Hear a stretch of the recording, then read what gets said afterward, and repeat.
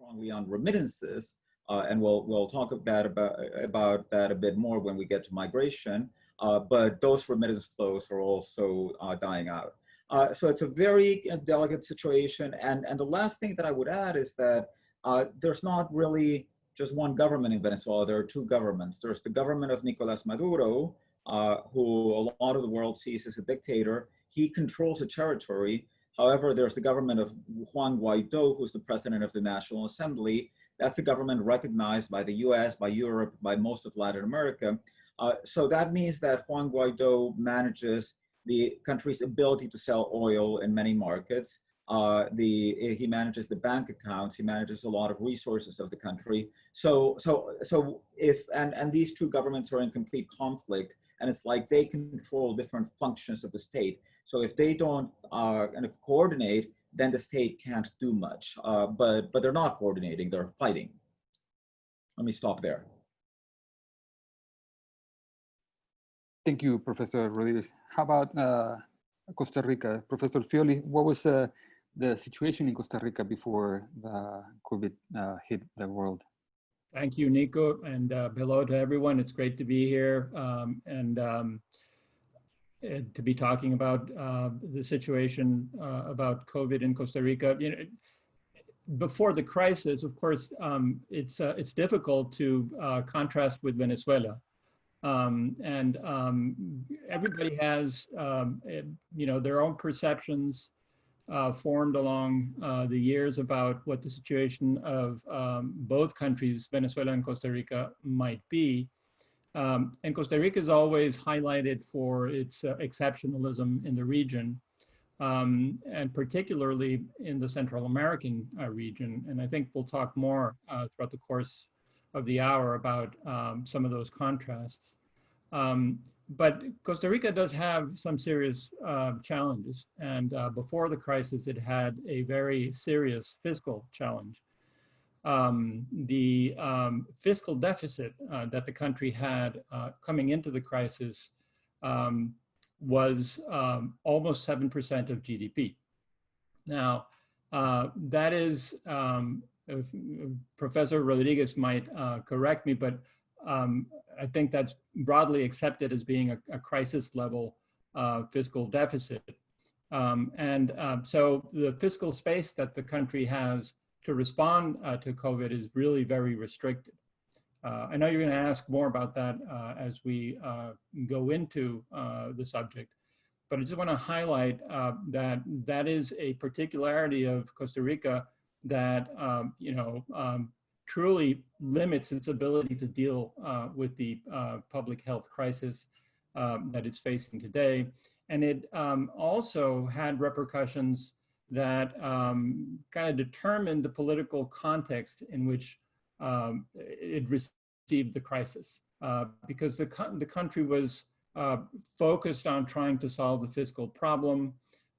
It is you know, currently the government is in the minority in the legislature, which means that the executive and the legislature are not only divided, but the legislature is highly fragmented with a high number of effective parties. So the political and economic context in which the country received the crisis, you know, were challenging. Thank you. So when I started hearing about the mechanisms that the different countries in Latin America were using for restricting movement, many of the countries that I read of, Guatemala and El Salvador, for example, were using language that reminded me of the darkest moments of Latin America, where they were restricting or removing the democratic rule and having coup d'etats. So what mechanisms were the countries using for allowing the, or for maintaining the restrictions and maintaining them in an order, in a democratic order, without leaning into a movement of constraints of human rights?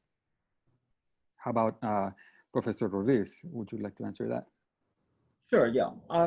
Well, I mean, the case of Venezuela is to a certain extent also atypical. The country's been characterized as a dictatorship, but I think that most importantly, the government controls the legislative power that matters, or in other words, and without getting into very long-winded explanation of Venezuela's crisis, there are two legislatures. One of them was elected in 2015, and it's the one that the opposition controls.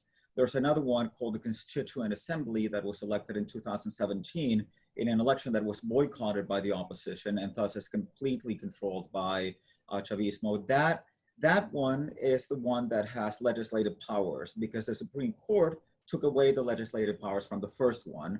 So it's a very convoluted legal dispute that in any case ends up making the country pretty much kind of look like a dictatorship. And I think that here you kind of have to understand that the way, at least that many political scientists correctly think about dictatorships is more on the absence of separation of powers. And when you have a government like Venezuela's that controls the Supreme Court, that controls the legislative power that matters, and that government has complete power, and therefore there's a sense in which it can do whatever it wants. Now, of course, there's always a legal basis for what virtually any government does, including Maduro's government. And since they have a pretty compliant Supreme Court, nobody even thinks about questioning the legality because they know that the Supreme Court would rule in the government's favor. Now, all of that said, I would say that in this case, not many people have raised questions about the legality of what Maduro is doing, at least not up until now, for several reasons. One of them is that he's used the figure of a state of emergency. He's declared a state of emergency, and that state of emergency allows the suspension of some constitutional rights. And that's in the Constitution, and it's for national emergencies, and nobody's really questioned that it makes sense to use that provision right now, and that has allowed him to issue a decree limiting the movement of persons. Now, Venezuela's policies were, to a certain extent, very strict. It's the case that Venezuela, the virus entered somewhat later than in other countries in the region to Venezuela. But if you measure the policies from the moment in which the virus entered, well, the government actually suspended international flights even before the first diagnosis. And just 2 days after that diagnosis, it was issuing a nationwide lockdown. So the policies were very strict, and they've been relaxed just a little bit, not much yet. There is now some discussion about that. And I want to show you another screen now, just to show you a bit of what's been happening. This is the data on the evolution of cases diagnosed in Latin America as a whole. And this is something that uses what we call logarithmic scale, which many times we economists use to represent this type of cases. What you want to see is that you want to see kind of this curve flattening over time. Now, this is Venezuela. This is the Venezuelan curve. And as you can see, it is actually the lowest in Latin America. Venezuela has 455 cases. And this means that it's been actually very successful up until now. Now, the reasons for that, there are many reasons. I can't go into all of them, but I just want to tell you that there's always a lot of concerns as to official data, whether the data is correct or not, whether the data is, whether the government is altering it, whether or not people are getting tested. So another approach that we followed is by looking how many times people search on Google for coronavirus symptoms. And here we find something also consistent with Venezuela being consistently below the average in Latin America or some of the high diagnosis cases like Ecuador or Brazil. So generally, this is the other reason that there hasn't been all that much questioning of it, which is that up until now, this is actually one of the few things, and I would say one of the very few things in Venezuela that most Venezuelans think that Maduro got right. And I would really want to emphasize that Venezuelans in the opposition generally will tell you that Maduro is horrible and that everything that he's doing is wrong. This is a very big exception. Most people recognize that what the government has done in terms of this very aggressive initial lockdown has been right. So there hasn't been much of a tendency from civil society to question its actions, and certainly not on legal grounds. So let me stop there. Thank you, Professor Rodriguez. How about you, Professor Fioli? Well, Costa Rica has done everything by executive decree or administrative decree. Now, interestingly, this restriction of movement, right, or the ability to leave the house or to congregate or to meet, to assemble, these are constraints of constitutional rights. And technically, the Constitution allows for such exemptions, but they should be approved by the legislature, and they have not been. There is, however, a very firmly entrenched democratic culture in the country. And in fact, when some legislators suggested that it was it was the duty of that power to declare a state of exception and legalize these restrictions, there was a tremendous backlash because this was understood as perhaps extending powers to the executive that the executive did not really need. And in fact, it has been able, through legal means, making use of temporary executive decrees, and also at lower levels in the presidency, other administrative decrees that have been highly effective. Now, will it weaken the Constitution? Most legal scholars seem to believe that it will not, but that really depends on the extent of the prohibitions and their duration.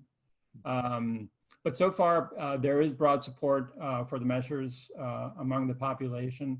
I think I would say that they have mostly been self-enforced, although there are some penalties that people face, particularly for using their vehicles. It's the traffic police that has been empowered with issuing tickets to people that are driving beyond the curfew. There's a curfew at night where you're not supposed to be out in your vehicle, and you can be penalized with a traffic violation.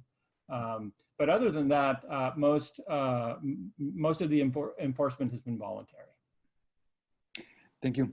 How about if we change a little bit of the subject and start talking about the migration dynamics? Here we have in two countries that are very different in the situation of how they're dealing with migration dynamics. For example, Venezuela has had recent years where migration is going outward of the country, while in Costa Rica is a migration host, or at least for transit. How are countries dealing with individuals in the process of migration or returning from migration? How about Venezuela, Professor Rodriguez? What is the deal? Yeah, well, let me again share the screen just to show you a couple of numbers. Venezuela is what we have seen in Venezuela in the past 4 years is the largest exodus in recent Latin American history, and it's the second largest exodus in the world since 1990, the second only to Syria. And I think that if it had continued going at the pace that it was going, it could have caught up with Syria. And now Venezuela is not a country that's gone through a war. This is really a huge collapse of the economy has driven this emigration, and that makes it quite particular because that means that it's economic emigration. So in other words, people are leaving not because they're running away from a war, but because they're running away from an economy that's collapsing.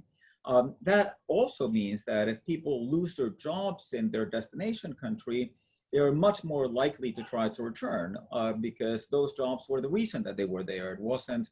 It was the fact that they could earn higher wages abroad. But right now, a lot of Venezuelan migrants are trapped in a situation where they've lost their jobs and they can't pay for their housing, for the housing that they were renting, because migrants tend to typically be renters. So many of them are considering returning home, even though there aren't that many economic opportunities, because at least if they go back home, there's a place where they can live, because they're typically they're if they will either have left the house behind, or their families, or they will have families that have homes where they can live. So this is generating a pretty big problem. Most Venezuelan migrants are in the region. In Colombia, there's a very large share. Also in Peru, also Ecuador. Many of them are trying to return. Now, still the numbers are small relative to all of the migrants. So of these 1.7 million that are in Colombia, it's only around 50,000 have returned, and this poses, but people are starting to return, and more. So you have also another problem, which is that part of the reason that they're not returning is because they're not allowed to return by the authorities in the host country. So, for example, Colombia is restricting access to the border. It's letting people cross over to Venezuela, but only in small quantities, because they don't want to have kind of overcrowding at the border, because they think that that's a contagion setting. So you have people who are coming back through, they're illegally crossing the border. They're not using the legal border crossings. And of course, if they don't use the legal border crossings, then they don't get tested when they arrive into the country. Also, Venezuela, as I already told you, is going through a huge economic crisis. The country is in the middle of a hyperinflation. The government has been sanctioned. So the government doesn't have a lot of resources, and generally the quality of public services is really poor. So, so the government is trying to house the migrants that are coming in, it's trying to quarantine them, but the conditions in which they're being quarantined are pretty dire. So people don't want to be there. So what we've seen in the past couple of days, a spike, which actually wasn't reflected in the graph that I showed you, because that one had been updated around 3 days ago. But we've had the cases go up from, they were between, the new diagnosis of cases tended to be somewhere around 5 a day. They've gone up, shot up to between 40 and 50 in the past few days. And all of these are immigrants that are returning because they're coming from places with very high levels of infection. I'll also, just to close, tell you that something that's also complicating things is that in the countries that most of the migrants are, the government of Maduro is not recognized by these countries. So there's a Venezuelan ambassador in Colombia. That ambassador is appointed by Juan Guaido. The Colombian government doesn't communicate with the ambassador who was appointed by Maduro. So therefore, there's really very little way for them to coordinate actions such as how to return people to the country. The Venezuelan government has offered to send planes, but its planes are sanctioned by the US, so they can't really fly to Colombia. You experience that type of problems all the time. Thank you. How about the situation in Costa Rica regarding migrants?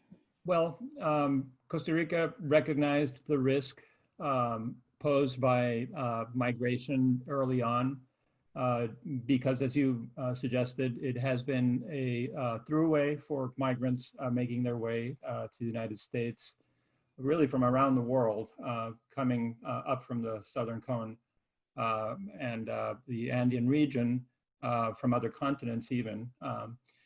But also because Costa Rica is an international destination. It has 5 million people in its population, and almost half of that number come through the country as tourists. And it's also a recipient of Central American migration, primarily from Nicaragua. So it identified the risk and sealed its borders very early on. And they continue to be sealed. Only nationals, only Costa Rican nationals can return to the country and Costa Rica has not been a significant exporter of migrants. And so it does not have a significant diaspora abroad.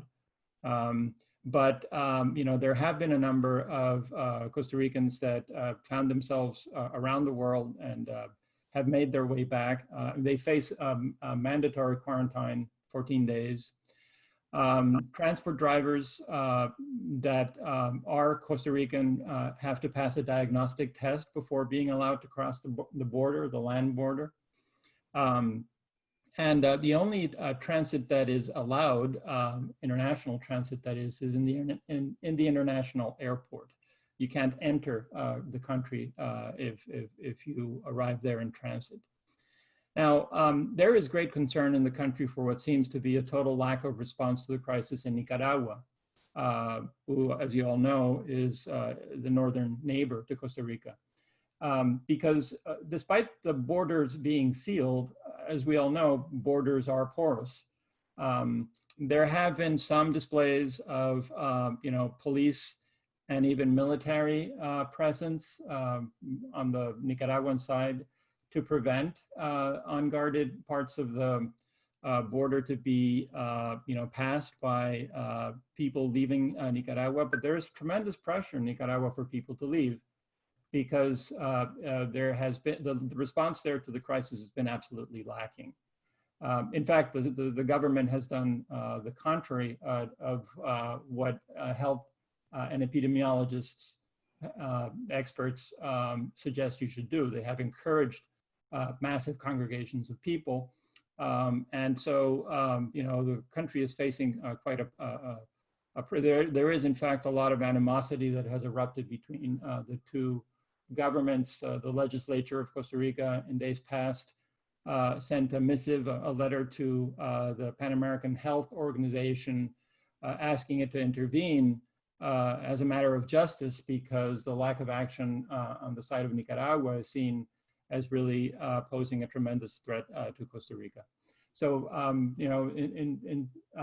in some, borders are sealed, but there are risks, and particularly a perception of high danger originating in the lack of response from the government of Nicaragua. Thank you. So one thing that I think characterizes Latin Americans is the reaction to moments of crisis and the knowledge of or the idea of solidarity every time that there's a big crisis, an earthquake, or a situation of calamity for humans. Internationally, Latin Americans tend to help each other and within the country and outside countries. So can you describe what's the solidarity or the community organizing happening, or what are the characteristics of that in Venezuela, Professor Rodriguez? Well, it's Venezuela, again, is undergoing a very complex political moment and political dynamics where there's a lot of confrontation and there are very scarce resources. And those are not the moments at which you tend to see the most solidarity. Regrettably, that is the case. I mean, for example, there are huge levels of gasoline scarcity right now in Venezuela. This gasoline scarcity has to do with a number of issues, but it's been very much exacerbated by sanctions. I think the Venezuelan oil sector had a lot of problems, and those problems, sanctions are not the only cause, definitely. I mean, there was a lot of mismanagement by the Chavez and Maduro regimes, but sanctions exacerbated that decline. And therefore the country started importing gasoline. It had usually been self-sufficient in gasoline.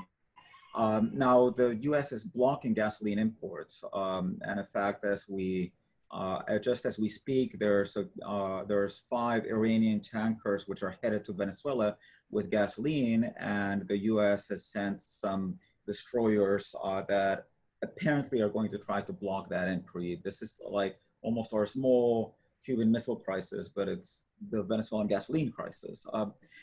So I'm telling you this story because what happens is that you see in Venezuela huge levels of scarcity of gasoline, and people are literally, and I'm not exaggerating, they're waiting in line for days in order to fill their tanks with gasoline. The obviously you have a lot of fighting over some of these scarce resources. So when water comes to the community, and water supply has also been a very big problem, you'll tend to see even more groups essentially fighting over the water, and then you have mixed in with this the fact that there's political polarization. So there are Chavistas and there are anti-Chavistas, and they're blaming each other. However, I know that you wanted to ask about the solidarity dimension, and I'm talking more about the lack of it. The examples where you can see more an issue of solidarity a lot of times have to do with people in the country with scarcity of medicines, kind of finding medicines for people who can't find them. People, you do tend to see a lot of it with migrants, and if people trying to find resources so that they can help the migrants, kind of not be evicted, or simply so that migrants will be able to eat, because some people are actually starving. There's a pretty big effort also of the international community. A lot of it focused on helping the migrant community, but a lot of this is incipient. Thank you. Professor Fioli, you have Yes, well, civil society is robust in Costa Rica, but there's also a strong presumption that it is the state's prerogative and responsibility to act in a crisis such as this. And so all eyes have been focused on the state and the state's response. What I've seen is that there is also a very strong effort on the part of the community to make sure that, there is a shared sense of responsibility.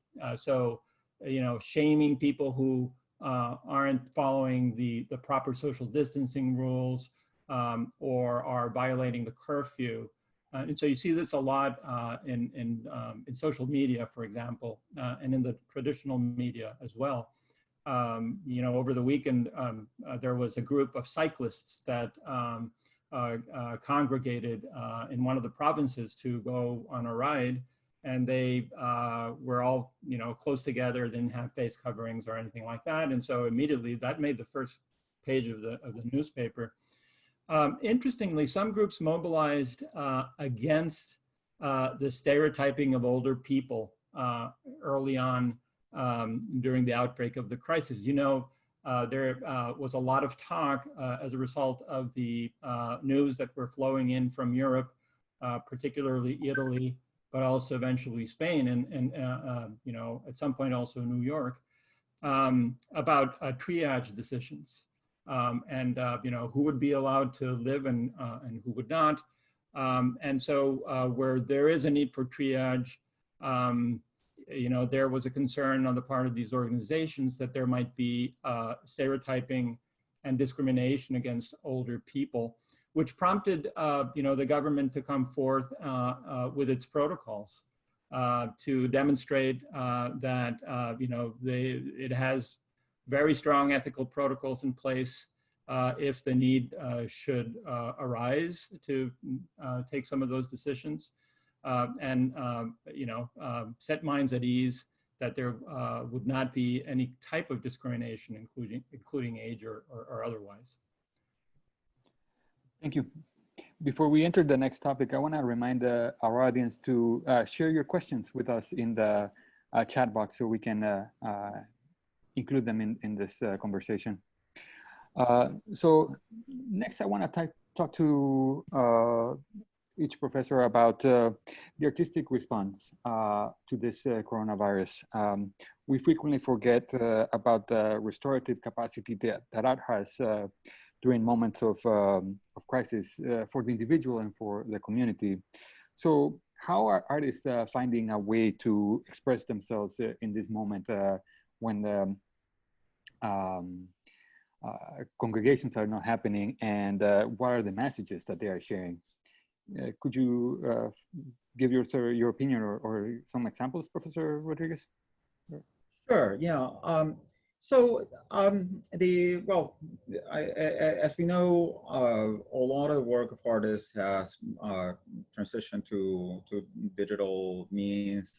There's no, it's not that easy to carry out exhibitions right now, and it's not that easy to work on things, let's say on sculptures outdoor or that type of works.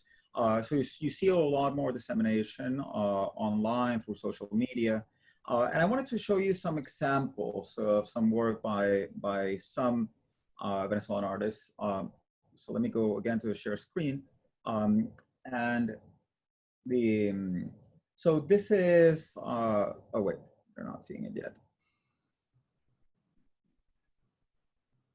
Okay, so this is a work of a Venezuelan cartoon artist called Raima. And as you see, it's really targeted, I mean, it's really speaking to the whole world. You could see this and not necessarily think that it's from Venezuela. And it expresses this reality of, how do you do social distancing if a lot of aspects about love, and particularly romantic love, are about proximity. And there's also work by, there's a lot of humor that you find online. So, for example, this is also kind of one of the jokes that you see humor is spreading. I'll translate. It says, confirmed the loss of the sense of taste is a symptom of COVID-19. For example, those people who eat their pasta with mayonnaise. So this is supposed to be a symptom of bad taste. So you see that type of jokes. And there's also, and again, going back to the political climate, the people don't put the political conflict aside, and they are thinking about it. And they continue to be talking about the moments of protest and the moments of political confrontation, even though there are no protests. So this is the work of a Venezuelan artist called Rodrigo Figueredo. And this is Bolivar. This is the Venezuela's liberation hero. But he has on the gas mask that was used during the protest against the government. This is actually not that recent work, but some of the work that he's doing and that he's talking about is in the same vein. There's still, I mean, essentially, what some of these resistance artists are saying is, yes, we have to stay at home, but the fight is not over. We're ready to continue fighting for freedom through whichever way we can. Thank you. How about you, Professor Fioli? Yeah, well, the response from the artistic community in Costa Rica, at least what I have been able to gauge, has been mostly in the musical field. Mm-hmm. Over 50 musicians joined the United Nations, for example, in a campaign to educate young people regarding the risks of coronavirus and the importance of following preventive measures. This is the inverse of what I was talking about earlier about the concern with older generations. Which is that the young seem not to be as highly at risk as the old. And so they also tend to disregard the measures. Also, typically the younger generations don't inform themselves through traditional media, which is what the government uses most to transmit information. And so several national artists joined with the UN in this campaign, which mostly played out through social media, and apparently it's been very successful. Several national artists also have released new songs and videos. I could play one for you, but then that would take very long. They are either inspired by or are elusive to the crisis. One of them is called Heroes. and is a tribute to first responders. Another is called The Sun Will Come Out, and yet another, We Are One. So these are, examples of artistic expressions in the musical field. I can also share with you, see if I can do this successfully. If you can see my screen. Yes. What you have here is an artistic representation of our Minister of Health, Daniel Salas, who is by training an epidemiologist, has become a bit of a hero to the country because he is perceived as having articulated a very successful policy to stop the pandemic truly at the border. And so, this artist paid tribute to him by creating a doll, and the doll sold out immediately. They're very hard to find. And so, there you have another expression that sort of captures the artistic, but also the popular imagination, surrounding the crisis. Thank you. So let me open it now to questions from the public. We have one from Paul Jermish, and he's asking what forms of economic stimulus have the governments taken to mitigate the additional collapse? Mm-hmm. How about you, Professor Rodriguez? Yeah. Sure. So, well, what the government has done is it has given a bonus to all persons who are in the informal sector. And the government has this system of registration. It's been using cash bonuses for some time. So it has a system called the Sistema Patria, through which about more than 90% of the population has a card and they get subsidies. Now, these subsidies are very discretionary, and there have been a lot of charges that they're being used that they're being kind of exploited politically by the government, and they certainly have, in some instances, at least used the expectation of these benefits politically. But the reality is that it's a powerful incentive. So most Venezuelans are registered, and that actually gives Venezuela somewhat of a benefit in that it has a system whereby it transfers money to people in the informal sector. What it's also done is that it's basically it's put in firing restrictions, so nobody can be fired. That implies that businesses have to pay the cost of continuing to pay for people, even despite the fact that they don't go to work. The government is picking up the tab for small and medium enterprises for 6 months. It's put a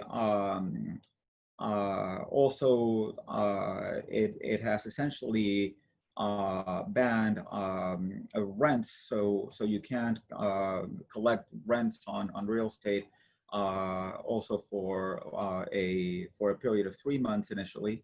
Now these measures, of course, they have quite a lot of impact on the private sector and on landholders. However, those are not the government's constituencies, so it doesn't really care what it does to them, and they have, if anything, a relatively hostile relationship. Now, the biggest problem, however, is that Venezuela doesn't really have much money. So when the government pays some of these costs, it's essentially printing money, and that process of money printing has already fueled the hyperinflation. The hyperinflation has led salaries to be very low. So even these bonuses, the amount of money that really people get are $3-4. But their salaries are also $3-4. So it just tells you what the level of impoverishment is of the country. And here we get again to the issue of the complete lack of cooperation between both sectors. So 102 countries have requested assistance from the International Monetary Fund. Venezuela was one of them, but it's the only one whose request has been flat out refused because the IMF does not recognize the Maduro government. It doesn't recognize the Guaido government either. So no, it's not like Guaido can show up and say, okay, you know, I'll get the money and then I'll spend it in the country. He can't do that either.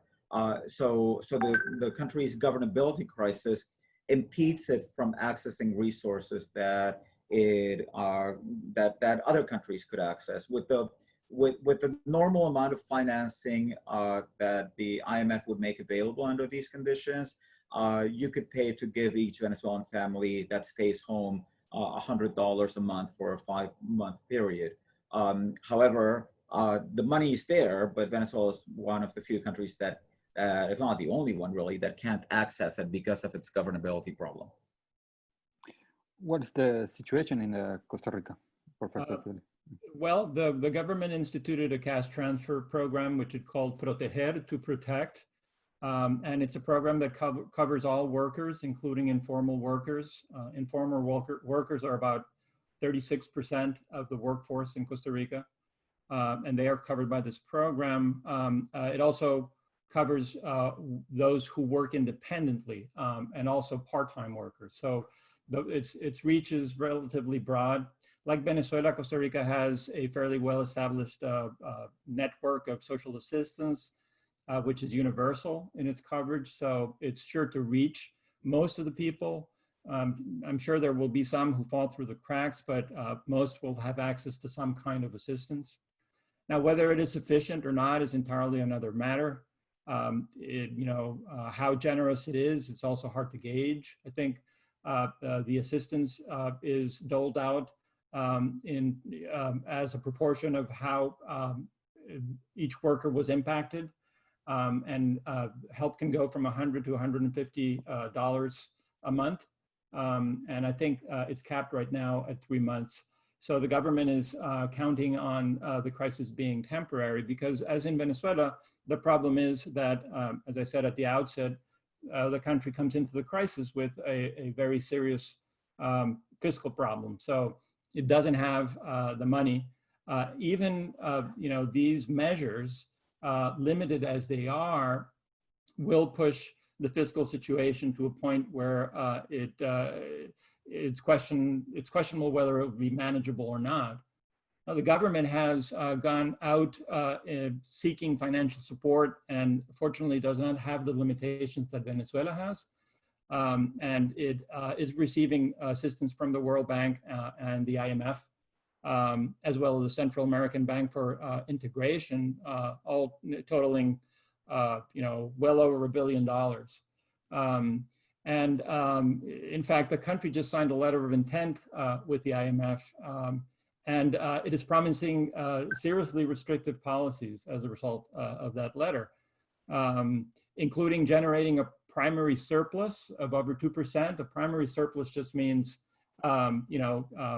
the difference between government's revenue and spending before the interest on the debt.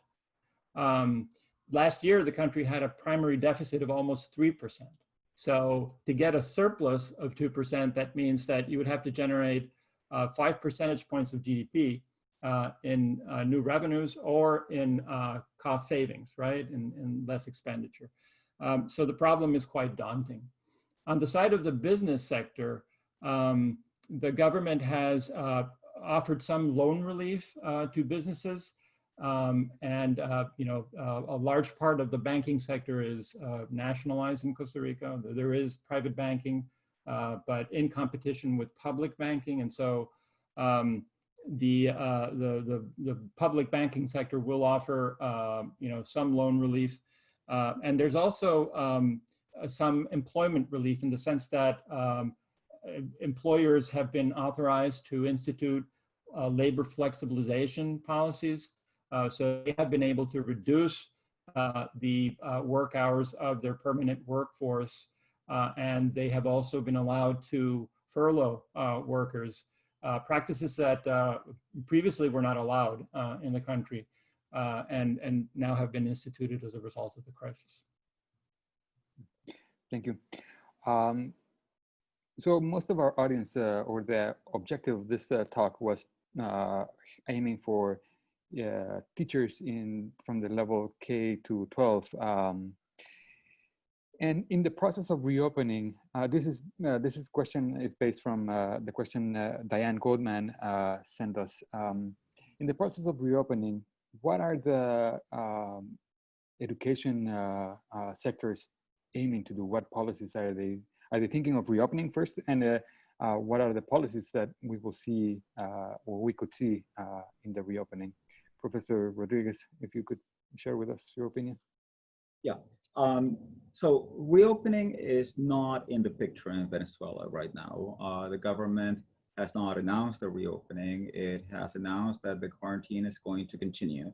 And in fact, it's announced that the quarantine is going to be even intensified, radicalized in the way in which they say it. So, so what the government, what the policies are mostly aimed at is, well, trying to see how you can maintain some levels of education, and of course, internet access is relatively limited for the majority of Venezuelans.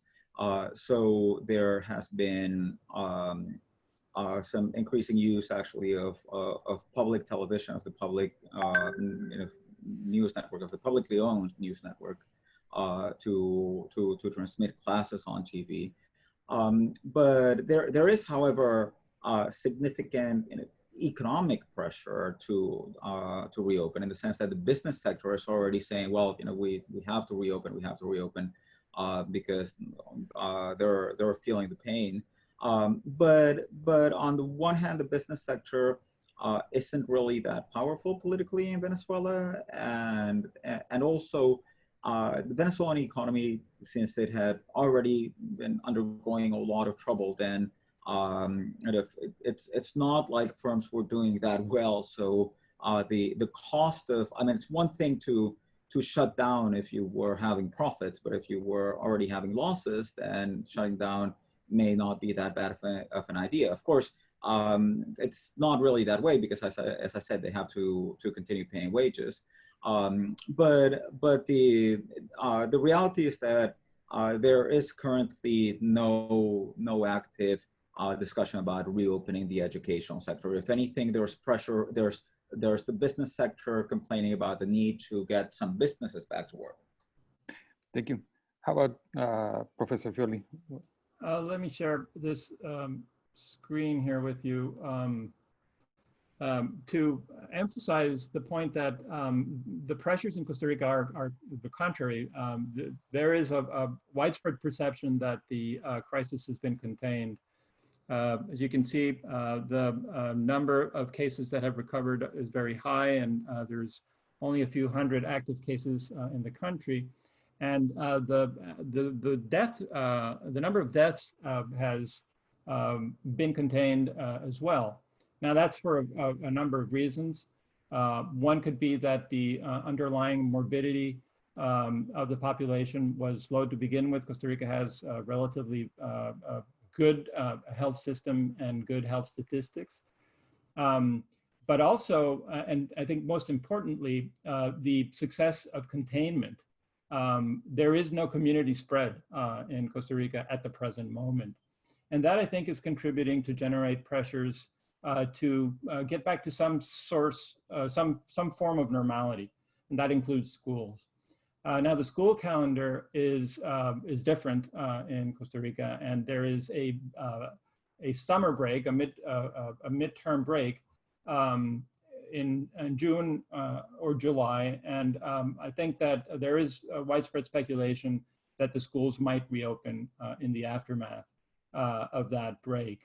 So returning from the break, it's highly likely that schools will resume. Now, I want to emphasize that these numbers look great currently because there is no community spread, but the challenges remain great. And the authorities are aware of that.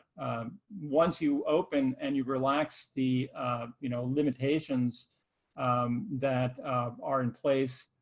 By the way, the business sector, particularly the tourist sector, is intent on having some form of reopening soon. You know, once that happens, the risks of contagion will again rise. And so we don't know, you know, what should be expected under those circumstances. But that's the situation as it is today. Thank you. So I would like to thank everybody for your presence here, for visiting us in this webinar. Thank you, Professor Rodriguez, for your opinions, and Professor Fioli. I appreciate your comments. That's all the time that we have for now. So make sure that you check the Stone Center website and for more information on future events, where we will have one coming up in June, hosted by Vanderbilt University. So with that, I would like to say thank you and have a good day. Thank you. Bye-bye. Thank you. Bye-bye. Bye-bye.